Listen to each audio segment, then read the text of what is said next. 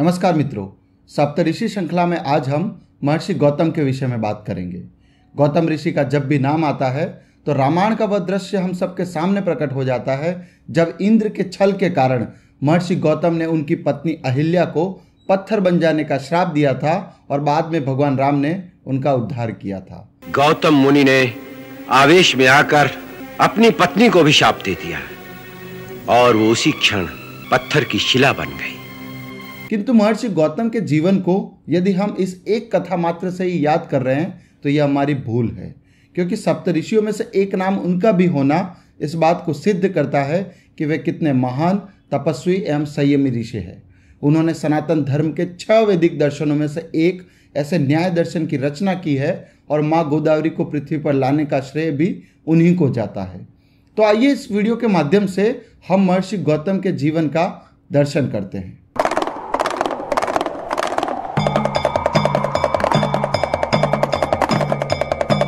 तो मित्रों, महर्षि गौतम के माता पिता कौन थे, इसको लेकर बहुत ही स्पष्ट जानकारी नहीं मिलती है। कहीं पर उनको अंगिरा ऋषि का पुत्र बताया गया है, कहीं पर अंगिरा का प्रपौत्र, तो कहीं पर उन्हें रहुगण का पुत्र बताया गया है।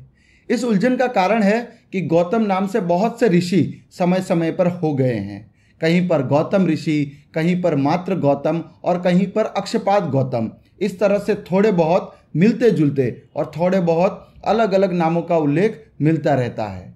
बहुत सी जगह ये सभी नाम एक ही प्रतीत होते हैं तो कहीं कहीं अलग अलग भी दिखते हैं।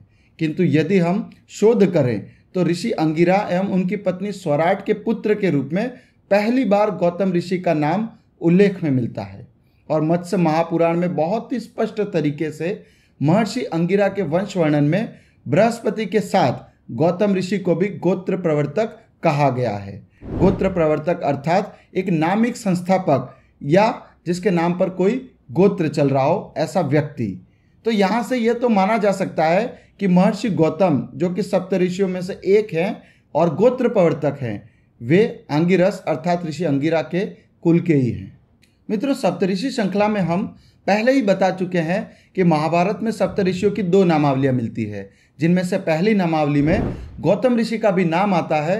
वह विष्णु पुराण के अनुसार गौतम ऋषि वर्तमान मनु अर्थात वैवस्वत के मनवंतर में सप्तऋषियों में से एक है।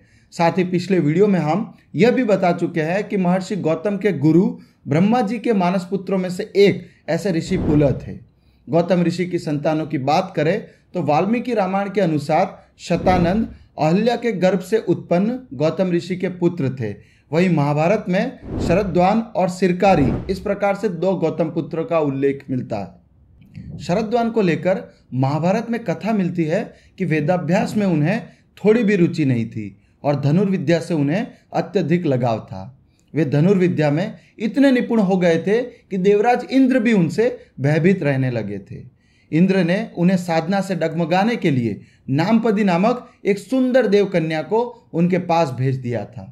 उस देवकन्या के प्रभाव से शरद्वान इतने काम पीड़ित हुए कि उनका वीर्य स्खलित होकर एक सरकंडे पर जा गिरा।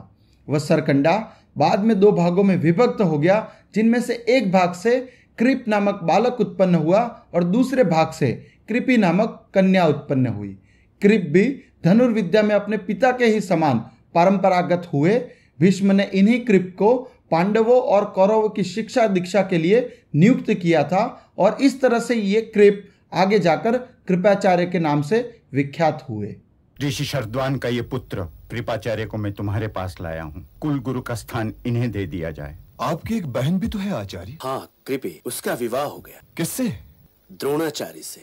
मित्रों, महर्षि गौतम ने सनातन धर्म के 6 दर्शन शास्त्रों, जिन्हें हम षड दर्शन भी कहते हैं, उनमें से एक ऐसे न्याय दर्शन की रचना की है जो कि ज्ञान का एक अप्रतिम स्रोत है। न्याय दर्शन के अनुसार किसी घटना या वस्तु की सही पहचान करने के लिए प्रमाण के प्रत्यक्ष, अनुमान, उपमान एवं शब्द, इस तरह से 4 प्रकार बताए गए हैं। आपको जानकर आश्चर्य होगा कि आज कहीं भी पूरे विश्व में न्याय के लिए इन्हीं 4 प्रमाणों का उपयोग किया जा रहा है, जिसको गौतम ऋषि कितने ही सहस्त्र वर्षों पहले से ही बता गए हैं।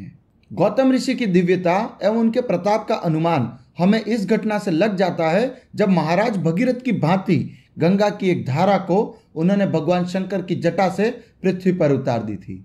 इस संबंध में बहुत सी कथाएं भिन्न भिन्न प्रकार से हमारे सामने आती है।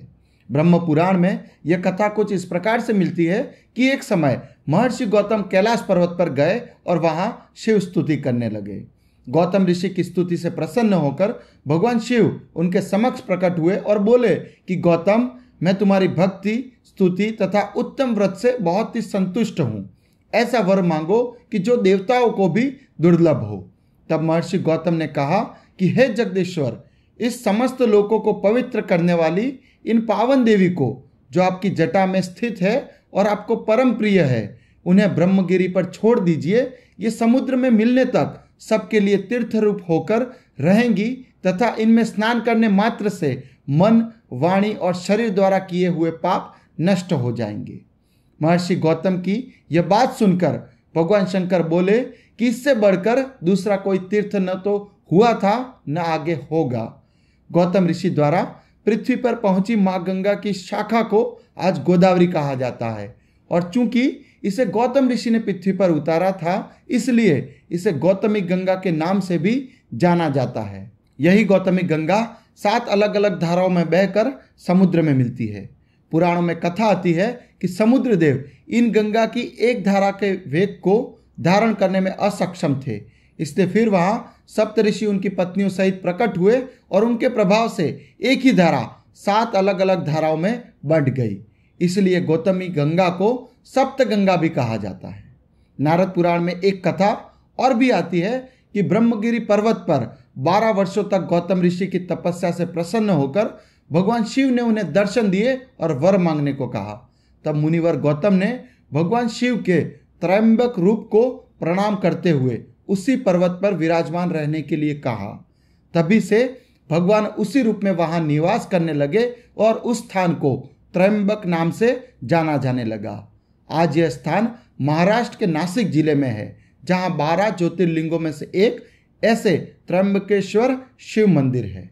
वहीं राजस्थान के प्रतापगढ़ जिले में स्थित गौतमेश्वर महादेव तीर्थ के विषय में भी मान्यता है कि ऋषि गौतम ने यहीं एक कुंड में स्नान किया और यहीं महादेव की आराधना करके एक स्वयंभू शिवलिंग प्रकट किया था। इसके अतिरिक्त गौतम ऋषि जैन एवं बौद्ध संप्रदायों में भी बहुत ही सम्माननीय है। राजकुमार सिद्धार्थ का गोत्र गौतम ही था, जिसके कारण जब उन्हें बुद्धत्व की प्राप्ति हुई तो आगे से वे गौतम बुद्ध के रूप में ही जाने गए। गौतम गोत्रियों के लिए कहा गया है कि उनका वेद यजुर्वेद है और उपवेद धनुर्वेद है, साथ ही इष्टदेव शिव हैं।